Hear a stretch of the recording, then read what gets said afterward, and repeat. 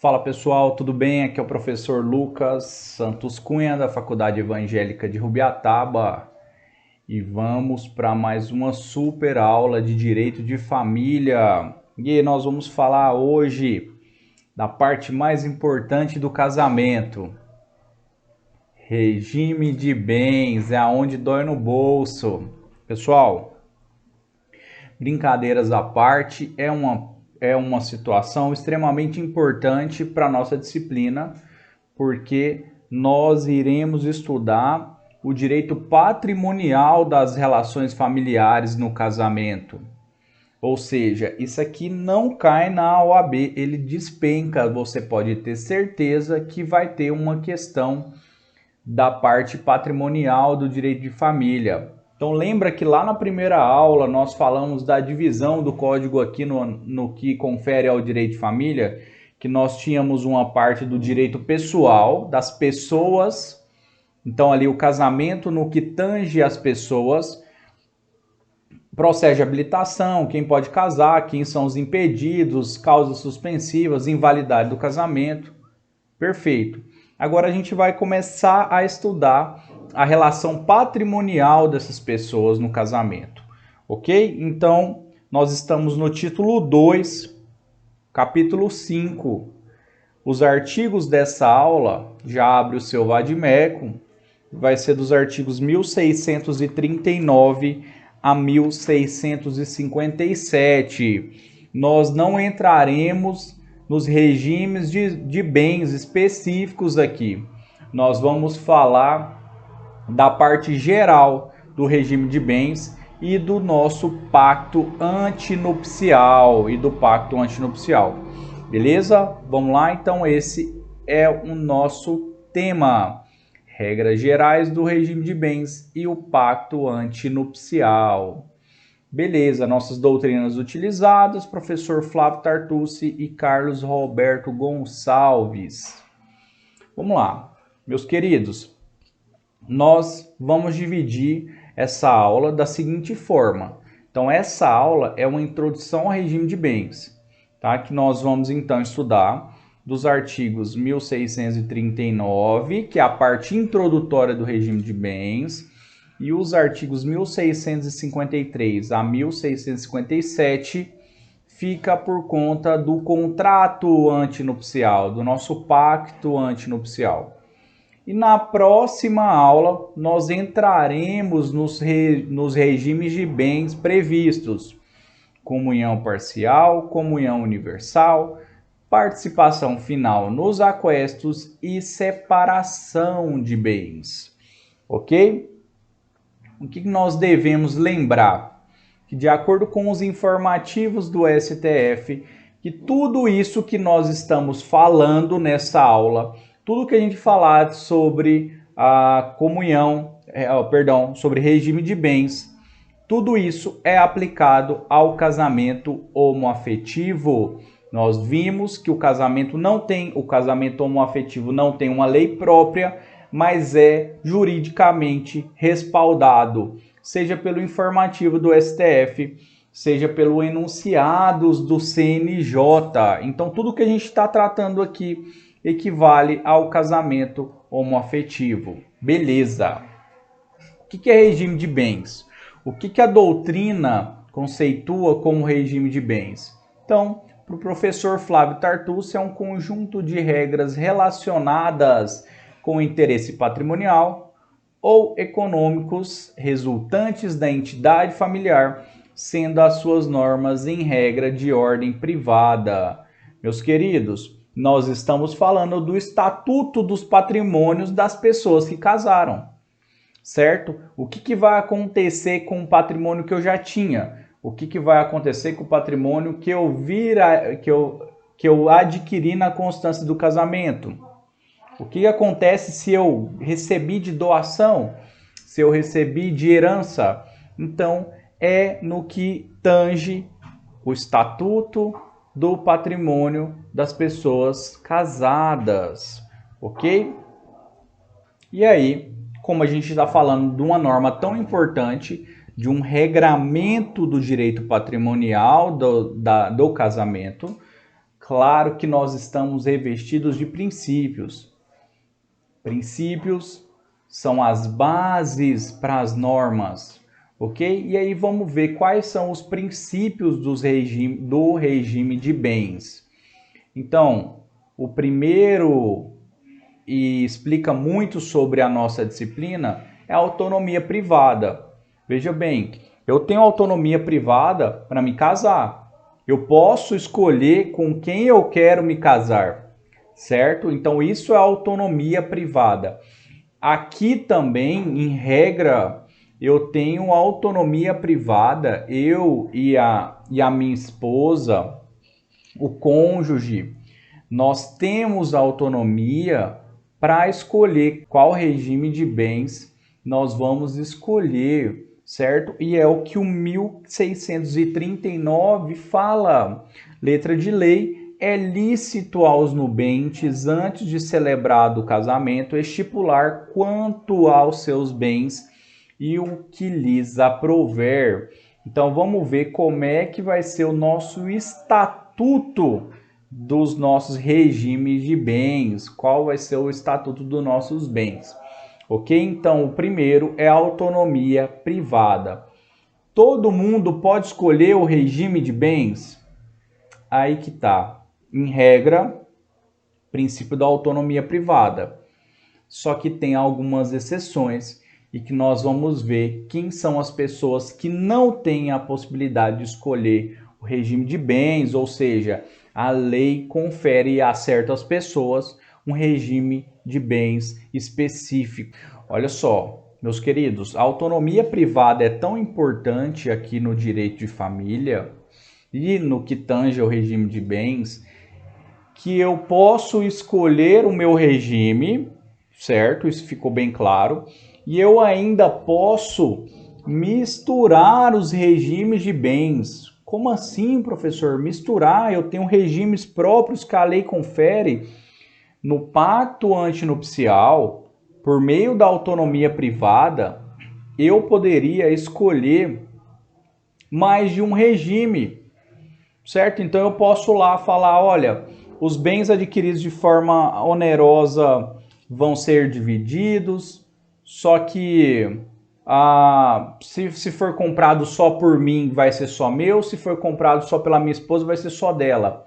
Veja bem, desde que eu não esteja ferindo os regramentos, desde que eu não fira a lei, eu posso celebrar um pacto antinupcial criando o meu regime de bens, certo? E quando isso acontece, quando há a mistura de regime de bens, eu estou diante de um regime misto.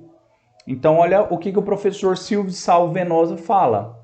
É possível que os cônjuges celebrem o casamento por outro regime de bens que não seja um dos mencionados pelo legislador, ou mesmo combine os vários regimes de bens existentes, desde que eu não fira as normas congentes de ordem pública. Perfeito. B. Princípio da indivisibilidade do regime de bens. Vamos colocar o nosso marca-texto aqui. O que esse princípio fala? Olha, você tem autonomia privada para escolher o regime de bens. Você e a sua esposa, você e seu esposo. Ok. Mas não será permitido o fracionamento do regime de bens. O que a doutrina fala sobre isso? O que você escolhe para você tem que ser para o seu cônjuge também. Eu não poderia aqui optar por fracionar. Para mim vai valer o regime da separação total, ou seja, o que é meu, e para minha esposa vale o da comunhão parcial. O que é dela também é meu, adquirido na constância do casamento a título oneroso. Bom, aí não, né? Aí fica muito... A balança, ela fica irregular nesse caso. Então, não é possível fracionar o regime de bens, ou seja, em outras palavras, o regime deve ser único para ambos os cônjuges. Então, meus queridos, se porventura rolar aí um pacto antinupcial em que tenha regime de bens diferentes entre os cônjuges, esse pacto será declarado nulo. Nulidade absoluta. Eu não estou falando de anulação, não estou falando de nulidade relativa, aquela nulidade que é possível a convalidação. Nós estamos falando de nulidade absoluta. Então, se houver um pacto antinupcial que exista regimes de bens diferentes, nulidade desse pacto. Professor, mas eu lembro de uma situação em que as pessoas poderiam ter um regime diferente uma da outra, por conta da má-fé lá no casamento. Lembra do casamento putativo?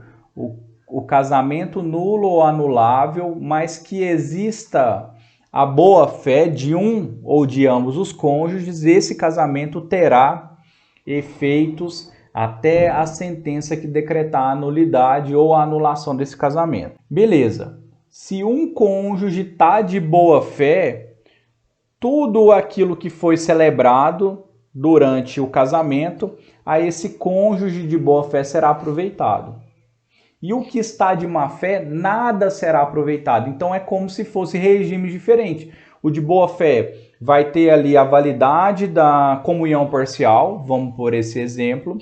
E o que está de má fé, ele não vai ter a comunhão parcial. Vai ser como se fosse a separação total para ele. Ele não vai ter direito a nada. Então, essa é a exceção do princípio da indivisibilidade do regime de bens, do princípio aqui que nós acabamos de explicar. Então, em regra, o regime de bens deve ser aplicado para ambos os cônjuges, com exceção do cônjuge de má-fé, que é naqueles casos lá do casamento putativo. Ele vai ter um tratamento diferenciado, porque quem está de boa fé está de boa e quem está de má fé sempre vai tomar na cabeça, ok? C. Princípio da variedade do regime de bens. Meus queridos, os próprios princípios já estão falando para você o que significa cada. O que é variedade de regime de bens? É que a lei diz que existem vários regimes de bens, que os nubentes poderão optar pela autonomia privada. Beleza, quais são os regimes de bens? Comunhão parcial, comunhão universal, separação total e participação final nos aquestos. Mas aí, meus queridos, o que a lei diz também? Que existe um regime legal, que existe um regime principal, ou seja, que no silêncio das partes vai operar o casamento pelo regime da comunhão parcial. Então é chamado de regime legal ou regime supletório. Vamos ao 1640. Não havendo convenção ou sendo ela nula ou ineficaz, vigorará quanto aos bens entre os cônjuges o regime da comunhão parcial. Olha que interessante. Chegamos no cartório, vamos casar, fizemos processo de habilitação e não falamos nada a respeito do regime de bens. Nesse caso, aquele que está ali no cartório, ele subentende que eu optei, pelo meu silêncio, pela comunhão parcial, porque é o regime legal. Agora, fiz diferente.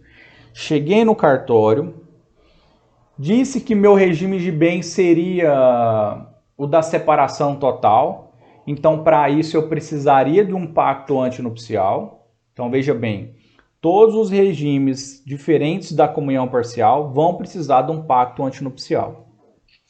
E lá no pacto antinupcial, eu falo que é separação total para os meus bens. Então, meus bens é só meu. E o da minha esposa, os bens dela, será meu também. Ou seja, eu fiz aqui o que o princípio da indivisibilidade me proíbe. Então eu coloquei um regime de bens diferente para minha esposa. Esse pacto antinupcial meu será o quê? Nulo. E sendo nulo o pacto antinupcial, qual regime de bens vai vigorar nesse casamento? O regime da comunhão parcial, porque o 1640 fala, olha, no silêncio das partes. Ou, sendo nulo ou ineficaz o regime de bens adotado, escolhido, vai vigorar a comunhão parcial. O parágrafo 1º do 1639 diz: quando é que começa a vigorar o regime de bens? Da celebração do casamento. A celebração do casamento, ela começa quando? Do momento em que eu assino o livro, do momento que eu recebo a certidão de casamento, ou do momento que o celebrante fala, declaram casados, do momento da declaração do celebrante.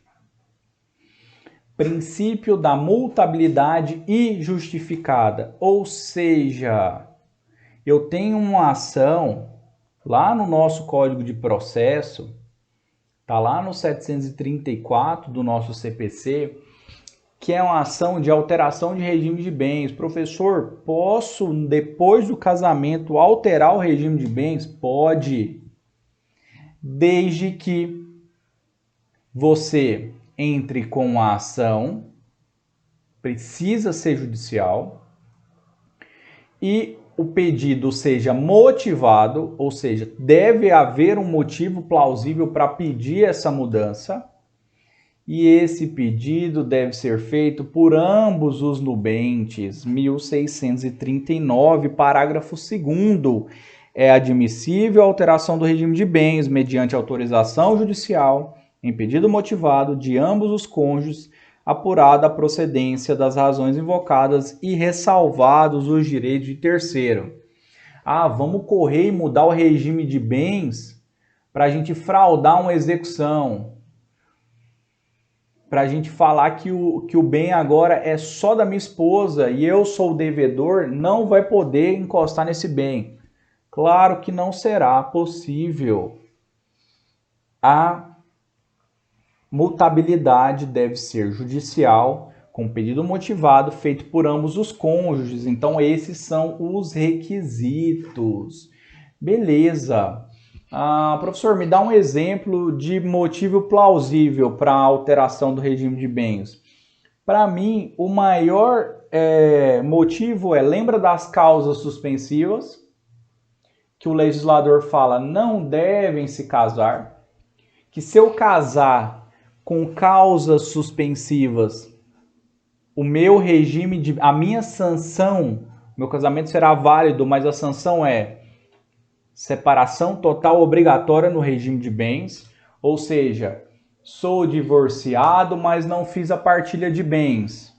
Se eu quiser casar novamente, sem ter feito a antiga partilha, eu posso casar, mas o meu regime do novo casamento é a da separação total obrigatória. Só que acabou aí o motivo da causa suspensiva.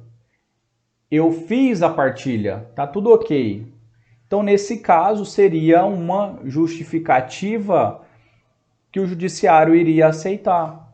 Então, olha, o principal exemplo dado pela doutrina, o desaparecimento de causa suspensiva do casamento. Imagina-se a hipótese de um casamento celebrado pela separação obrigatória diante de uma causa suspensiva. Ela é superada, essa causa suspensiva, então eu poderia pedir a mudança do meu regime. Beleza, concedida essa mudança, quais os efeitos dessa decisão? Seria ex tunc retroativos ou efeitos ex nunc daqui para frente? Por óbvio, para que tenha segurança jurídica, os efeitos serão ex nunc. Tapinha na nuca, daqui para frente vai começar a vigorar um novo regime patrimonial, beleza?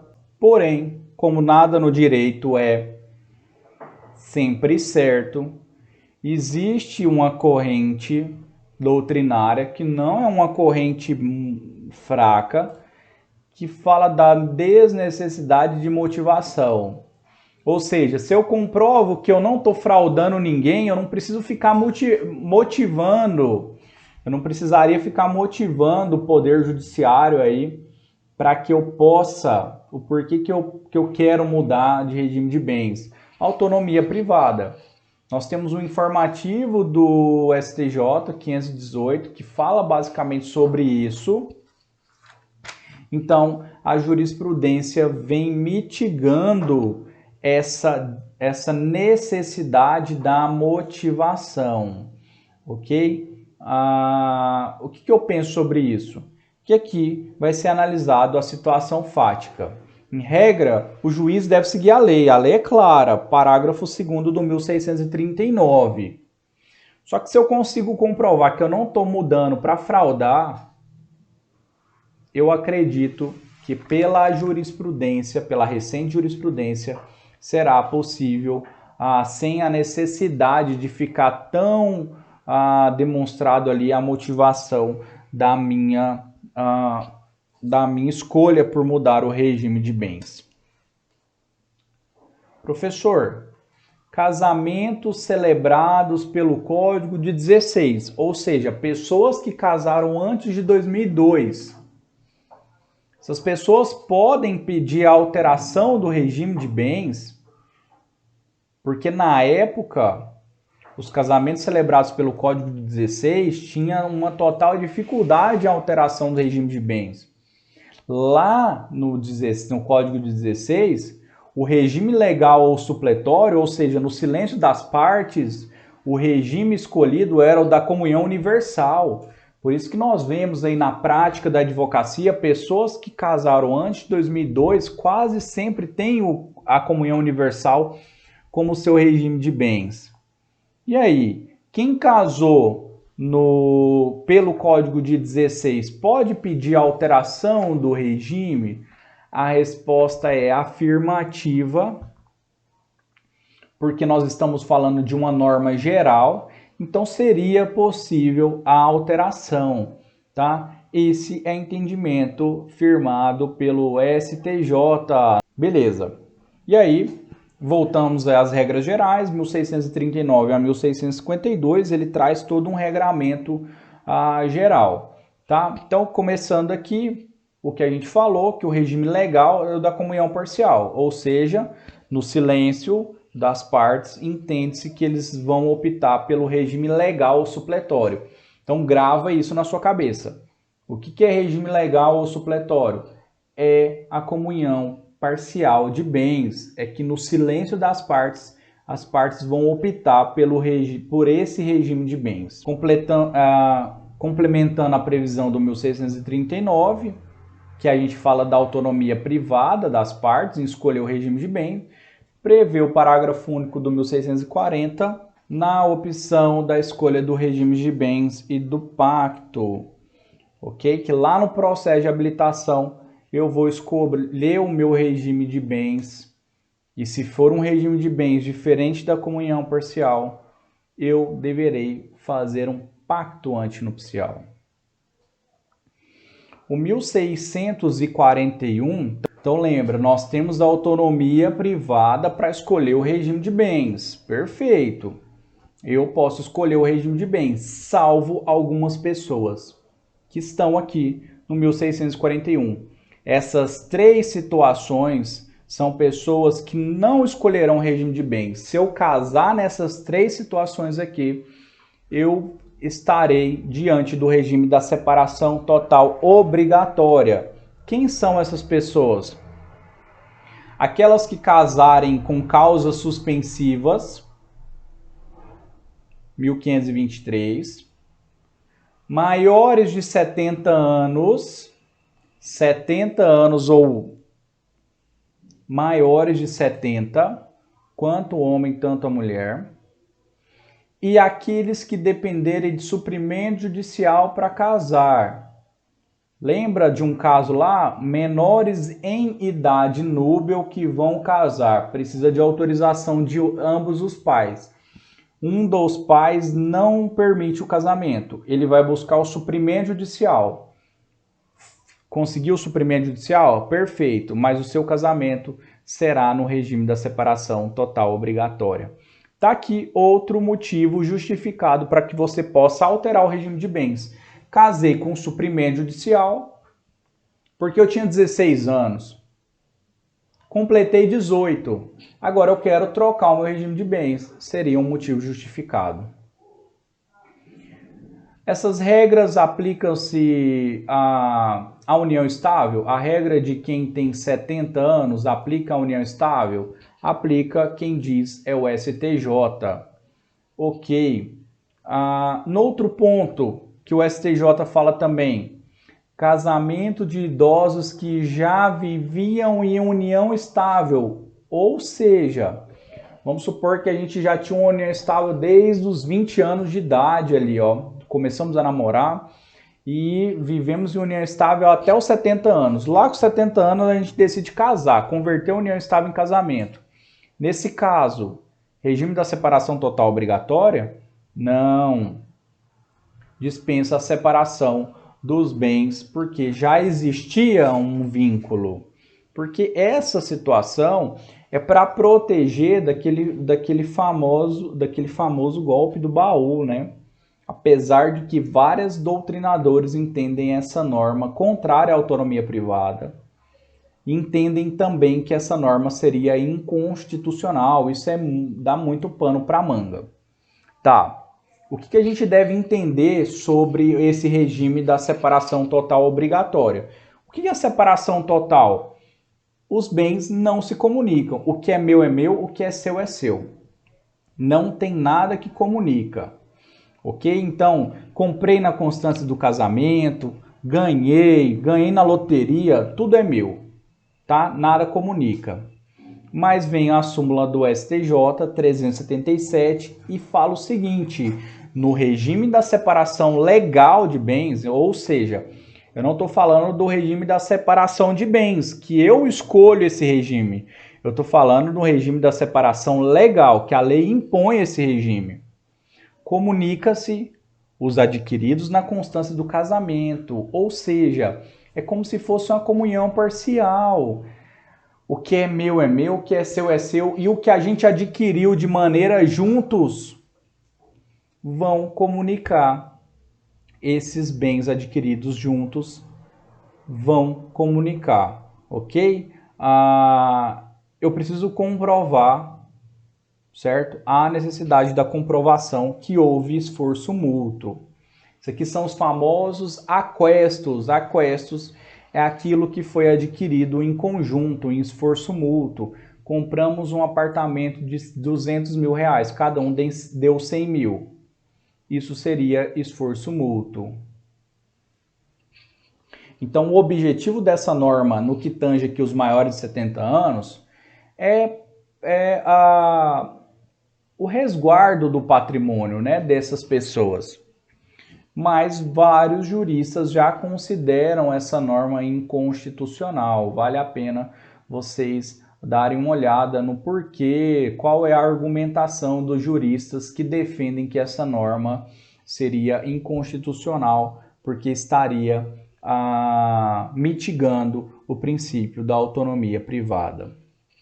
1642 e 1643 fala a respeito das outorgas, ou seja, quando eu sou casado, eu preciso de autorização do outro cônjuge para praticar vários negócios jurídicos. Por exemplo, dar a nossa casa em garantia real, por exemplo, adquirir uma hipoteca, ser fiador, ser avalista, entrar com ação, certo?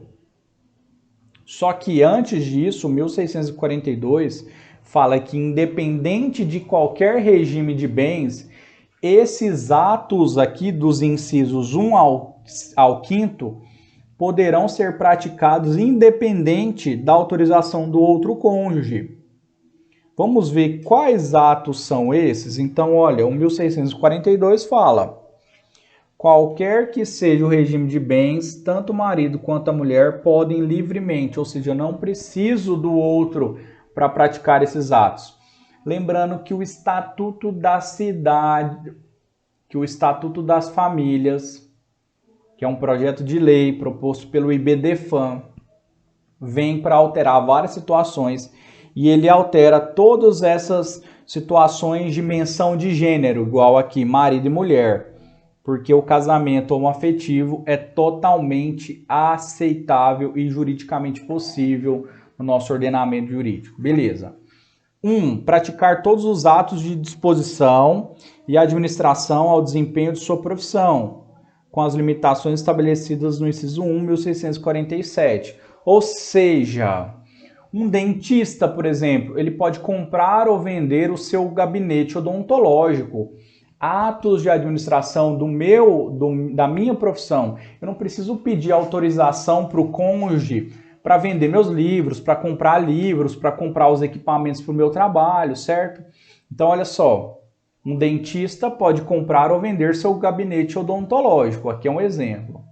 Mas o imóvel em que ele está estabelecido somente poderá ser alienado com a anuência do outro cônjuge.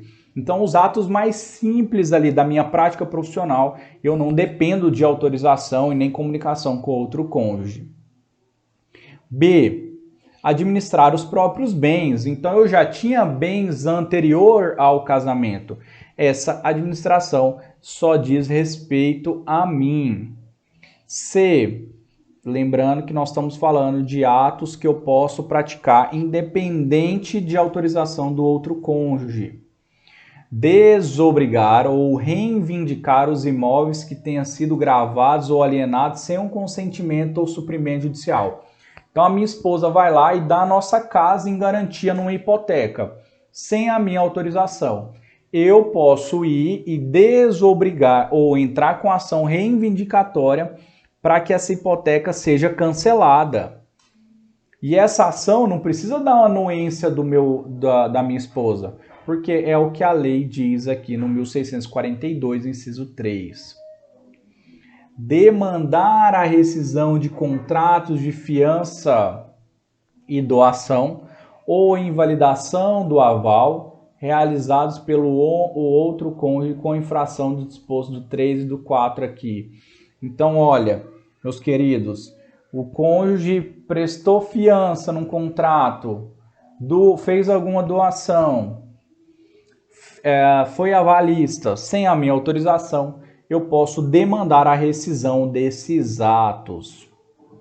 Essa aqui é bem interessante, que é o inciso 5º do 1642.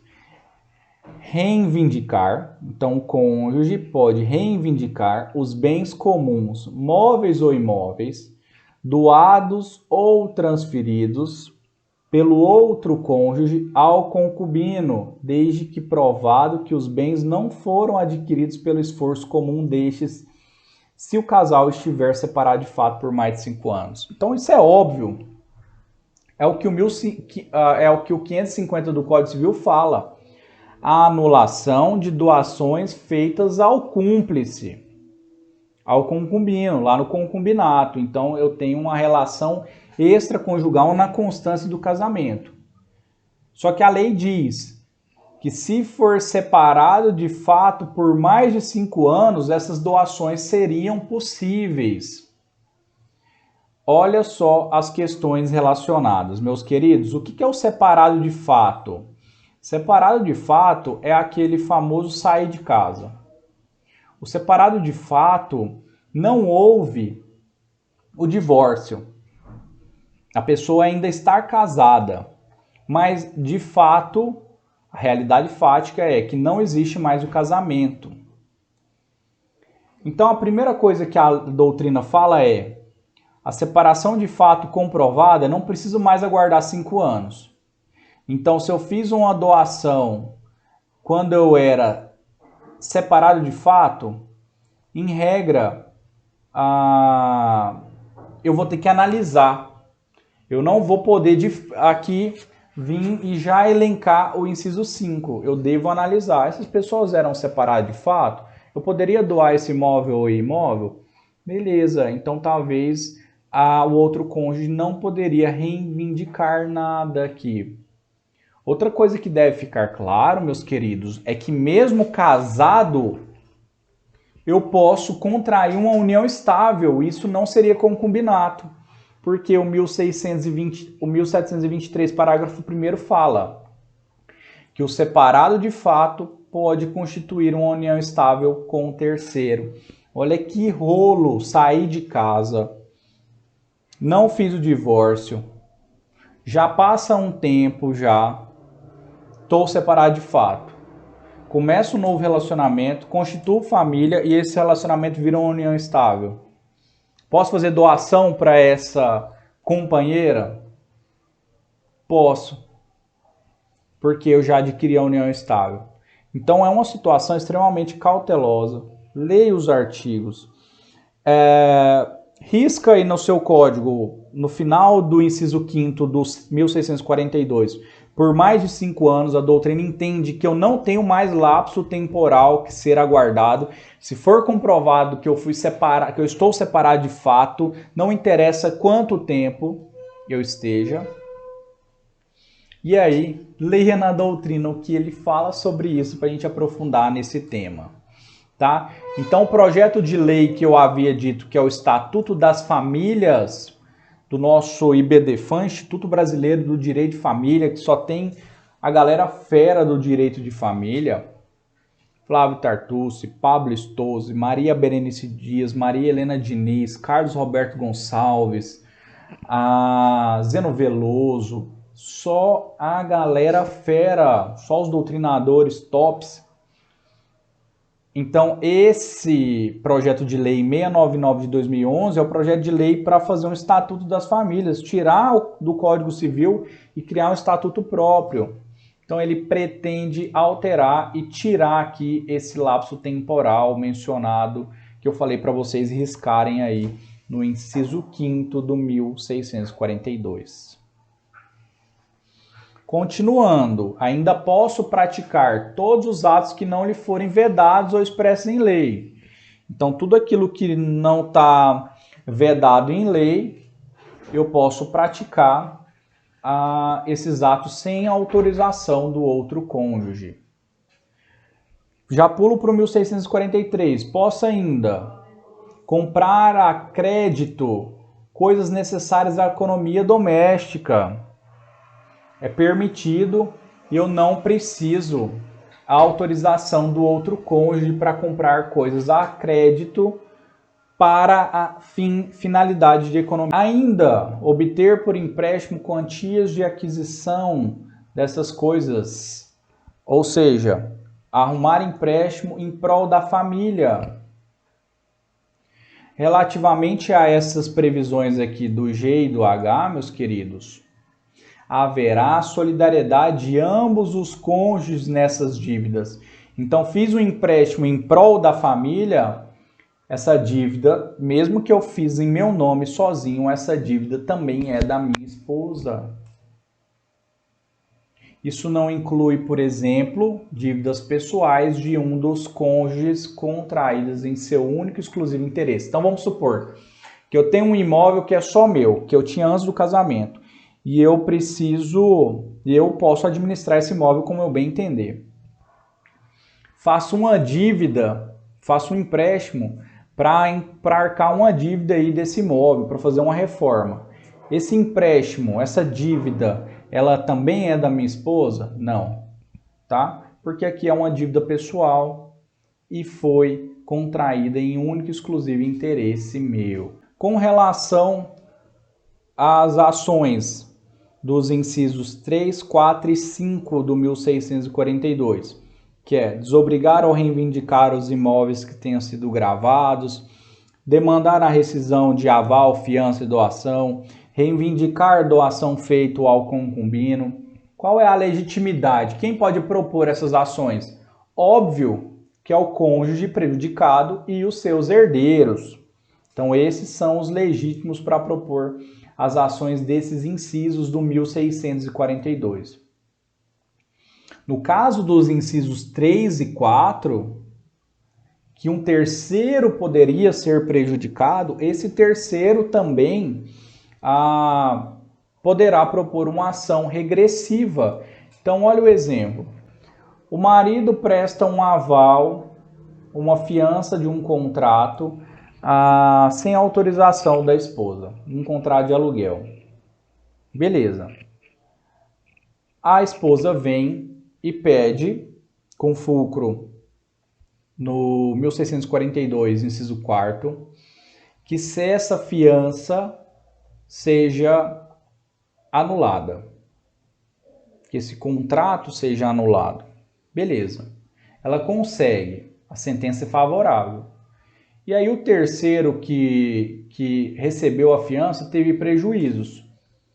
Esse terceiro poderá ter o direito regressivo e vir cobrar do antigo fiador que não pediu autorização para a esposa. Beleza? Simples assim. Outorga. O que é outorga, meus queridos? Outorga é autorização. Então, nós vimos o 1642, 1643, atos que eu posso praticar sem outorga, sem autorização do outro cônjuge. Já o 1647, ele vem e traz os atos que é obrigatório que eu tenha autorização do outro cônjuge, que é obrigatório a outorga. Quais são esses atos?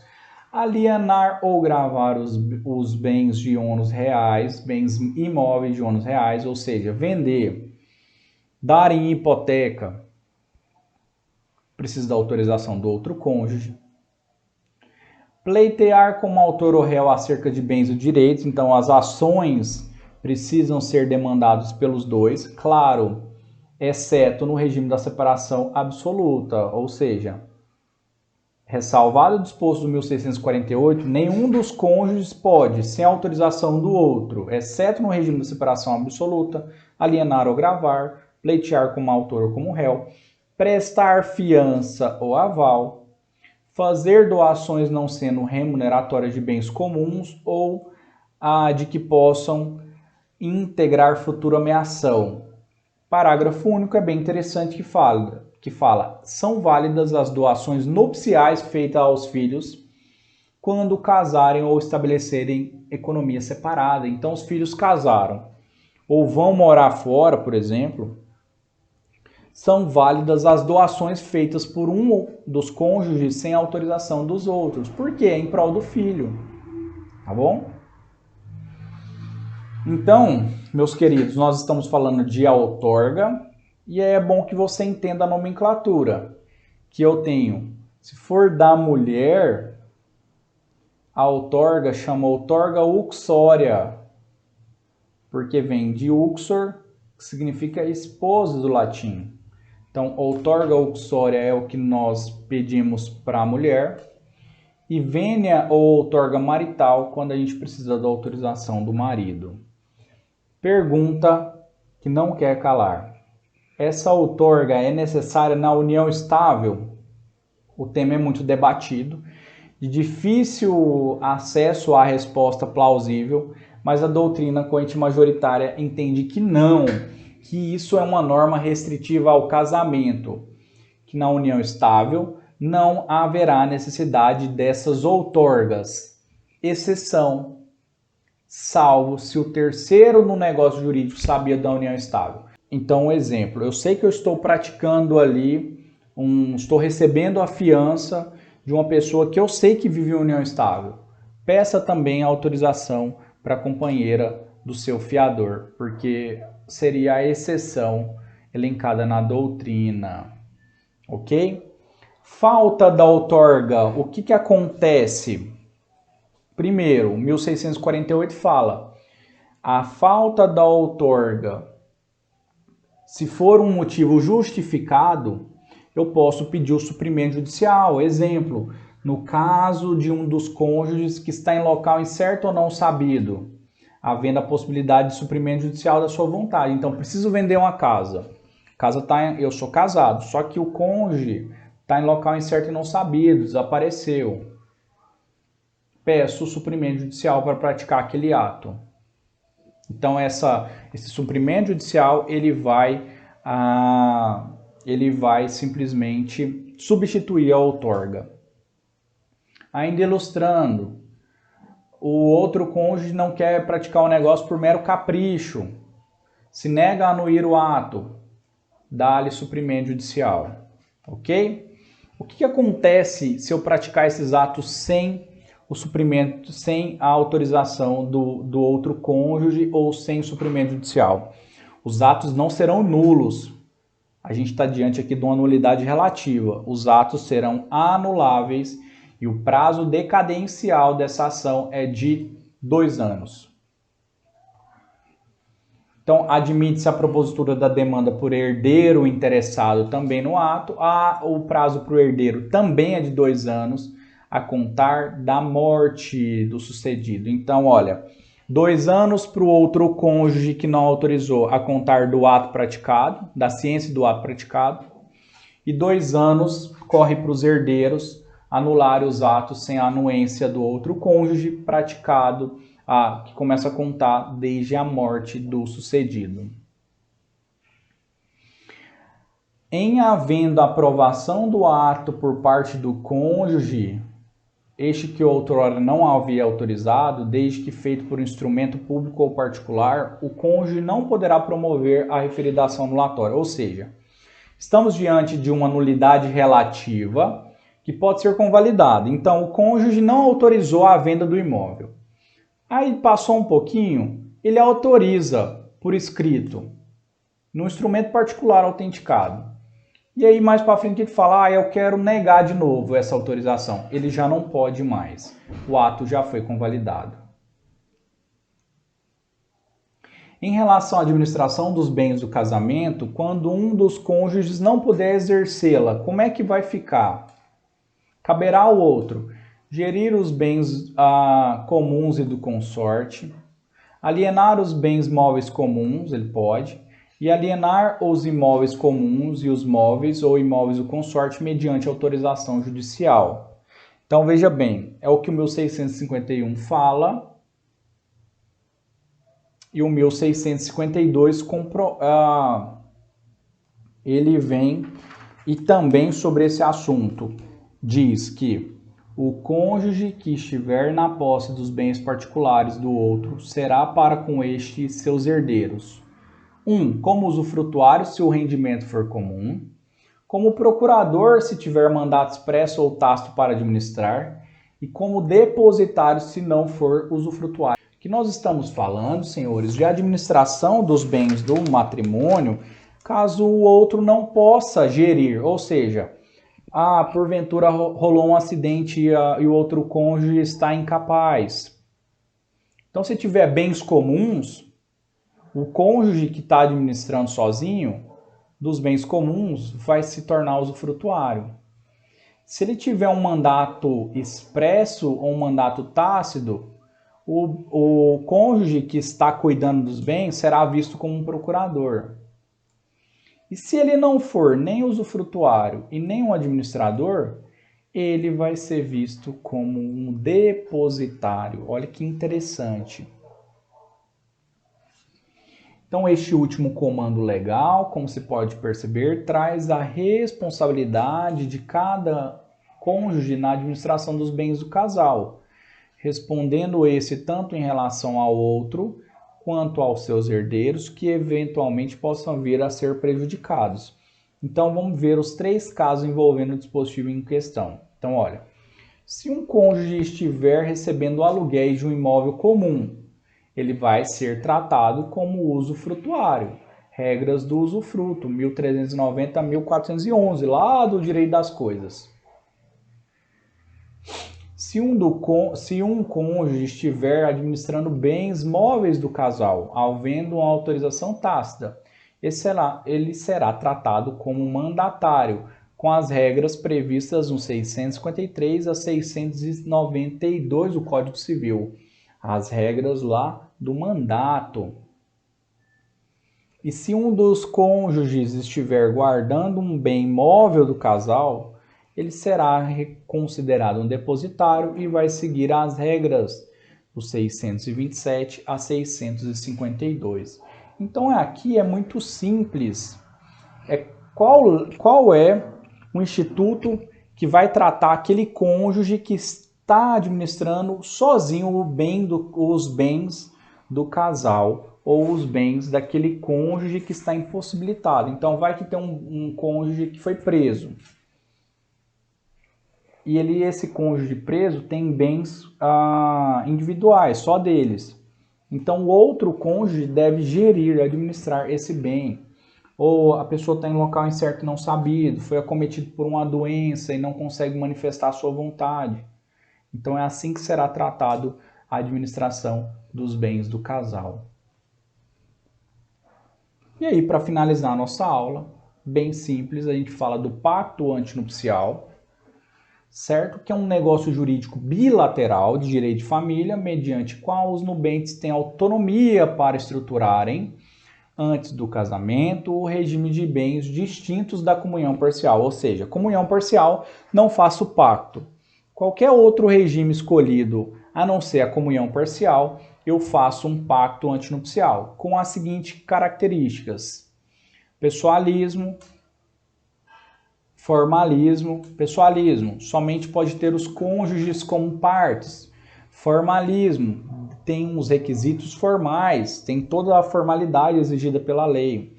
Nominalismo, é previsto em lei. Legalidade, é previsto em lei e tem previsões, regras fundamentais na nossa legislação. Então, qual é a natureza jurídica? Então, é a natureza jurídica de um contrato, um pacto antinupcial, um pacto que eu celebro antes do casamento, falando sobre o regime de bens, que será diferente do regime do regime da comunhão parcial. As regras estão no 1653 a 1657. Se o pacto deve ser feito por uma escritura pública, ou seja, porque ele é formal, um dos formalismos precisa ser num documento público, sendo nulo se assim não fizer, e ineficaz se não ocorrer o casamento. Então, olha que interessante. Faça um pacto antinupcial, aqui no Word, imprimo. Esse pacto é nulo. Faça um pacto antinupcial e não casam. É ineficaz, não terá eficácia.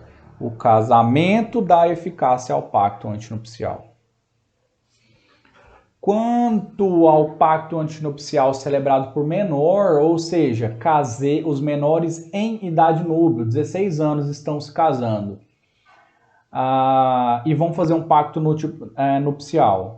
Esse pacto também deverá ser aprovado pelo representante legal, ok? O 1654 está falando aqui das situações, né, dos menores de 16, maiores de 16 e menores de 18. Então, além da autorização para casar, eu tenho que ter autorização no pacto antinupcial. Fiz um pacto antinupcial em desconformidade com a lei. O que acontece com esse pacto? Nulo. Fiz um pacto antinupcial em que o marido tem um regime e a mulher tem outro. O que esse pacto vai ser? Nulo. No caso do pacto nulo, qual o regime de bens desse casamento? Comunhão parcial, que é o regime legal supletório. O casamento vai ser válido. A nulidade do pacto antinupcial não interfere na eficácia do casamento. Interfere só no regime de bens. Ok? Por fim, para que tenha efeitos erga omnes, ou seja, contra todos, olha que interessante isso aqui. O pacto antinupcial deverá ser averbado no cartório de registro de imóveis do domicílio do cônjuge. De imóveis, então eu faço o pacto e levo para registrar no cartório de registro de imóveis. Por quê? Se um dos cônjuges for praticar um ato aí a respeito de imóveis, vai estar lá registrado, olha, esse cônjuge é casado no regime tal e tem um pacto antinupcial que prevê essa e essa possibilidade de venda ou não do bem do casal, do bem próprio. Certo, pessoal? Espero que vocês tenham gostado. Dúvidas eu estou à disposição. E até o nosso próximo encontro. Tchau, tchau.